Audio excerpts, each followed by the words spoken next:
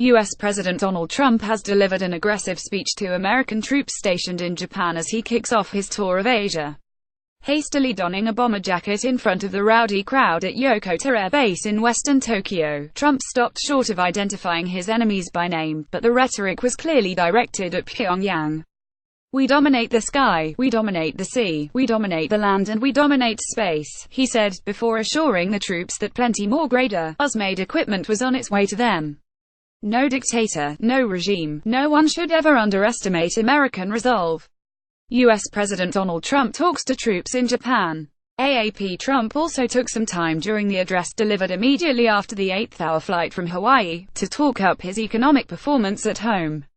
According to CNN, this was a hot topic between the president and journalists during the journey on Air Force One. During his 3-day stay in Japan, Trump will play golf with Prime Minister Shinzo Abe and professional player Hideki Matsuyama. The president will also hold talks with the premier, and he and his wife, First Lady Melania Trump, will meet Emperor Akihito and Empress Michiko. About 21,000 police officers have been mobilized to ensure security in and around the capital during Trump's visit, the National Police Agency said. Crowds watched as U.S. President Donald Trump touched down in Japan.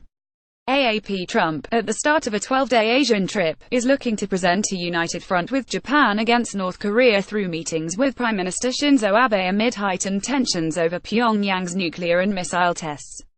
Speaking to reporters aboard Air Force One en route to Asia, Trump said a decision would be made soon on whether to add the reclusive state to a list of state sponsors of terrorism. His administration also planned to take a different approach to dealing with the issue.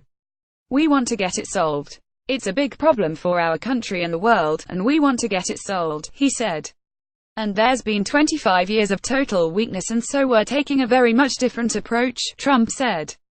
Trump has rattled some allies with his vow to totally destroy North Korea if it threatens the U.S. and his dismissal of North Korean leader Kim Jong-un as a rocket man on a suicide mission.